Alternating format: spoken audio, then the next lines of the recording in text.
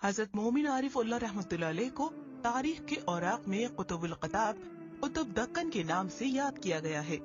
آپ حضرت شہاب الدین سہروردی رحمۃ اللہ علیہ کے مرید اور خلیفہ ہیں۔ بتایا جاتا ہے کہ آپ مادرزاد ولی تھے۔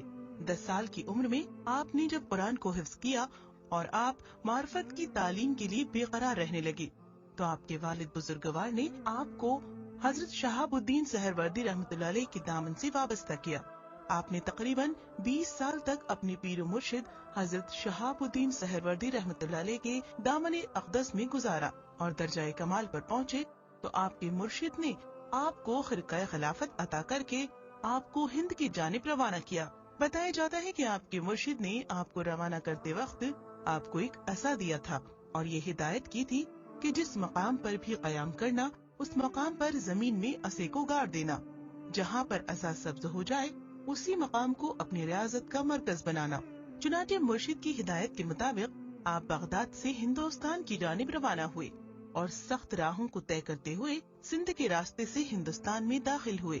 بتایا جاتا ہے کہ جہاں پر آپ کا آستانہ عالیہ ہے، جب آپ یہاں پر پہنچے اور آپ نے اپنا عصا زمین پر گاڑا تو اس سے سبزہ نکلنے لگا۔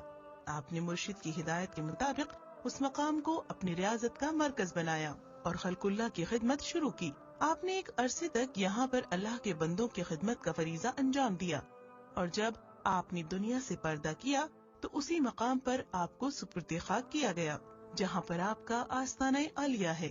آپ کے آستانہ عالیہ کی تعمیر کئی عہد میں ہوئی ہے۔ اس کی پہلی بار تعمیر کب ہوئی یہ تو کوئی نہیں جانتا اور نہ ہی اس سلسلے میں کوئی تحریر ثبوت ملتا ہے۔ آستانہ عالیہ کی مغرب سمت جو قدیم مسجد تعمیر ہے اس میں ایک کتبہ لگا ہوا ہے۔ اس سے یہ ضرور اندازہ ہوتا ہے کہ اس کی تعمیر ملک عمر کے عہد میں ہوئی ہوگی۔ حضرت مومن عارف باللہ رحمۃ اللہ علیہ نے دولت آباد میں جس عہد میں قدم رکھا تھا اس عہد میں یہ سرزمین اسلام کی تعلیمات سے ناشنا تھی۔ آپ نے قرآن کی تعلیمات کی روشنی میں انسانی خدمت کا جو عظیم کارنامہ انجام دیا یہ اسی کا فیضان تھا کہ بلا لحاظ قوم و ملت تمام لوگ آپ کے ارادت مندوں میں شامل ہو گئے۔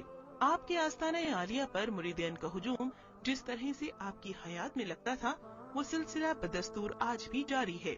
یہاں آنے والے زائرین کو آستانہ عالیہ کی زیارت کے بعد کس طرح کی روحانی سرشاری ہوتی ہے یہ یہاں آنے والے بخوبی جانتے